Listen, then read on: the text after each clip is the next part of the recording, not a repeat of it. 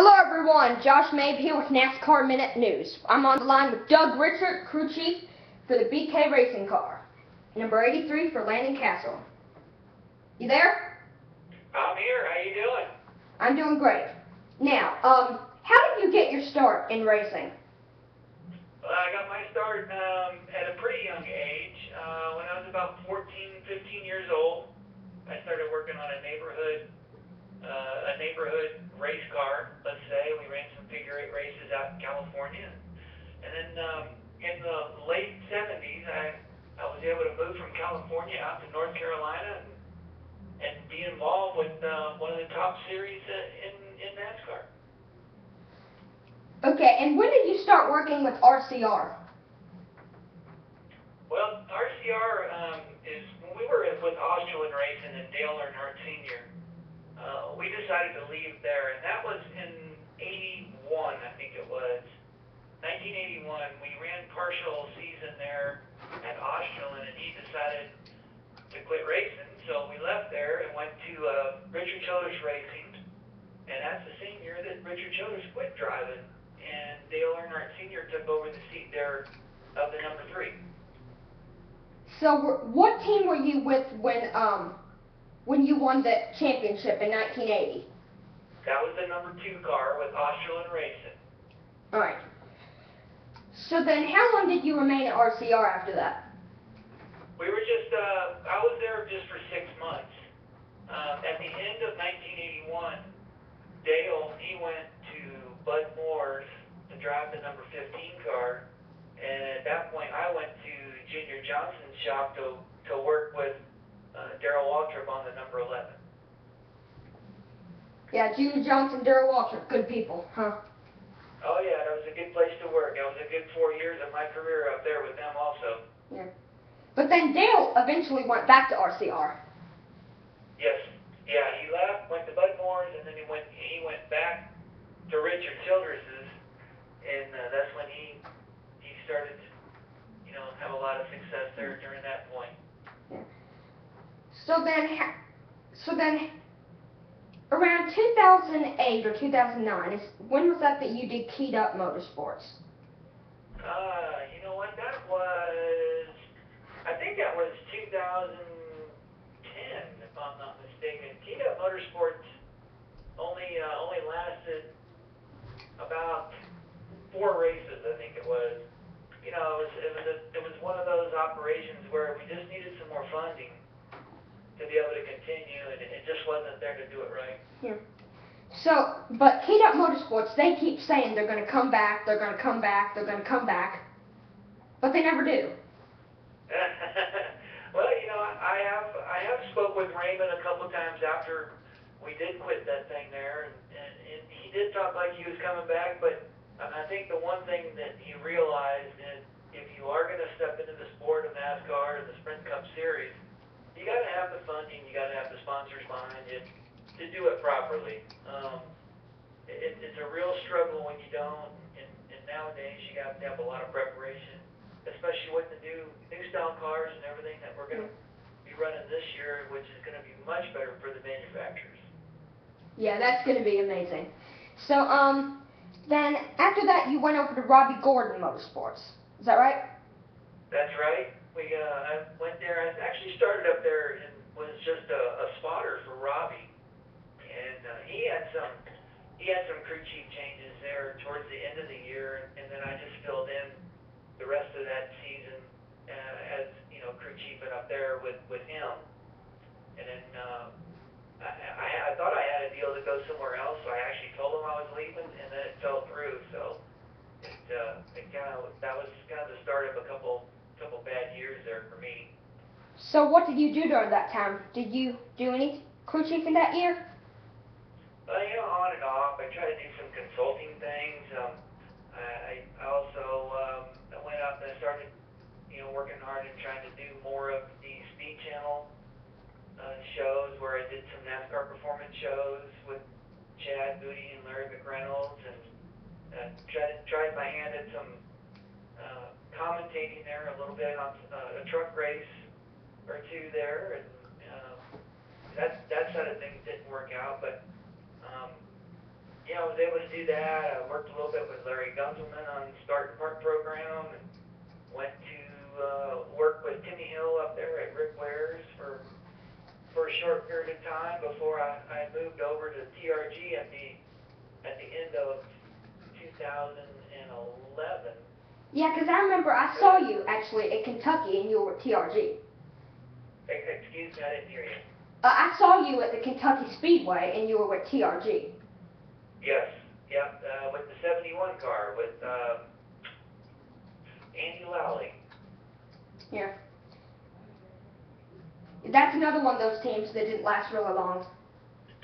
You know, he spent quite a bit of time in the sport, but he just didn't have the brakes, and he wasn't able to get the funding that that these big teams need to continue, and he had to bow out.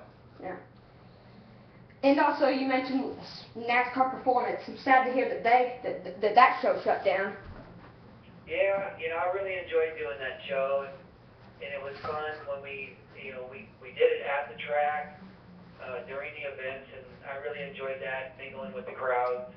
And then when we took it in the studio, it was easier for us because we could use a lot better props and stuff for the show. It was better preparation as far as the stuff that we were trying to explain or demonstrate on how we use them or what we do with it. So, but it's unfortunate that went away, but it's all about the ratings, and you got to have ratings to continue. So yeah, it just ended. We'll bring it back one day. You just start it back up, and I'll come and help you out. All right. And now you're over at BK Racing. That just started this year. Do you think this is gonna be a long-term deal, or do you think this is just gonna be one of those keyed up motorsports or whatever that it just comes and goes? No, I feel like the owners of BK Racing are putting all the right effort into it. We're focusing a lot as far as making our team branded for whatever sponsor that we're representing. We have a lot of media coverage. We have website coverage, and a lot of hospitality that they do at the tracks, and we try to get everybody involved and really get them down to the front line, let's say, and up on top of the box, and get them involved and see what we do on a weekly basis. So we're well-rounded in that. Our marketing department's working hard with this new car. We're working hard to play catch up because everybody's a little bit behind there with the new body style. So it's still going to be a solid program. These guys jumped in and ran 2 cars all year long, and we didn't start and park. He said they weren't going to start and park. They want to race. So those were key words for everybody here to keep going, knowing you're going to race and not just park. Yeah. And I like what you all did with your cars this year, like when Burger King wanted to promote a particular brand. I love how you all did that. Like your paint schemes represented that particular brand. Like I remember the smoothie car. Right, you're exactly right, and that's what this sport's all about. Is you have to be the marketing tool to the public eye as far as brand awareness. And if it is a smoothie coming out, then we need to wrap our car and be the smoothie for that week when it's introduced through all the Burger Kings. And it's the same with Dr. Pepper and new flavors. And Dr. Pepper has 23 flavors that they have out there, and I never realized that they had that many flavors under that banner. But that's a big company also. So we just got to get more people on board, and I think we're a very useful tool for anybody that comes on board with BK Racing. All right, so coming into BK Racing at the beginning of this year, how did you all do it? With a new team, how did y'all get the right parts and the right material and all that? At the beginning of the year, if you remember, Red Bull Racing shut down at the end of 2011. Yeah. And they decided not to race anymore, so we were able to go in there, and a lot of their cars, because it was current body styles and stuff like that, we went and bought a bunch of cars. But we didn't have to do body changes and all that. But we did deal with the electronic fuel injection changes that was introduced at the beginning of this year. A little bit of small body changes and some radiator cooling package changes that we had to rush around and get. But it was a little bit more simple than a changeover that we're having to deal with now as far as complete bodies. But that's what allowed us to jump in. The Triad engines here in North Carolina supply the motors, and the motors actually just bolted right in the cars. And the learning curve and all that they had to still learn with the EFI systems. You know, they did a good job getting up to speed. We were getting up to speed with cars that we weren't familiar with, and a lot of the parts and pieces were there. The haulers were there. We bought the haulers, and the toolboxes, all the track support equipment, the pit boxes is what made it easy. That made the easy transition. It was still a lot of work, but we didn't have to go out and do all that initial purchasing as far as all the support equipment. Yeah. So, are those old Red Bull cars, are those even useful coming into 2013? Yep, the chassis and stuff are still useful. There was some, more chassis changes, more spec and all that was introduced along with the new body style. But the bulk of the chassis is still, all the suspension, front suspension and stuff like that. They did change the rule with the rear camber.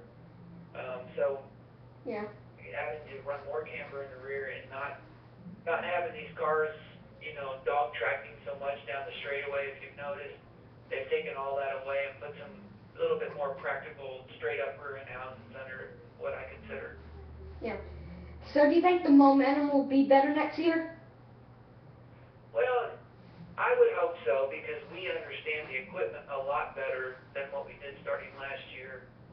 And depending on when they announce the drivers officially, if it's the same drivers moving forward, well then sure, we've got our notebooks and the feel and stuff that we try to create by the end of last year.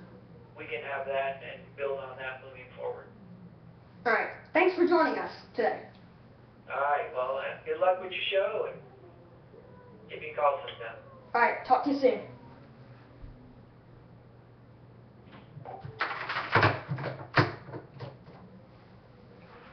That was Doug Richert from BK Racing. Thanks for joining us today. I hope you enjoyed NASCAR Minute today, and I will see you soon for another edition of NASCAR Minute. So long, till we meet again.